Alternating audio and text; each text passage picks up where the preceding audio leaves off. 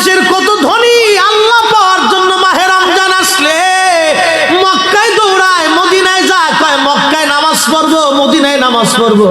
এক রাকাত নামাজে 1 লক্ষ রাকাতের সওয়াব, এক রাকাত নামাজে 50,000 রাকাতের সওয়াব।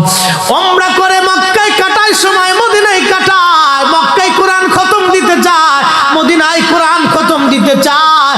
সওয়াব মাহে রমজানে অগণিত সওয়াবের আশায় ব্যক্তিগুলি আল্লাহর ঘরে হাজিরা দেয়, কিন্তু বাড়ির পাশে গ্রামের কত গরিব মানুষ টাকার অভাবে বাবা ভালো ইফতার করতে পারে না, টাকার অভাবে কত মা ভালো সেহরি করে রোজা রাখতে পারে না। এই ধনীরা এই গরিব মানুষের ঘরে খাবার না দিয়ে আল্লাহরে পাওয়ার জন্য মক্কা মদিনায় দৌড়ায়।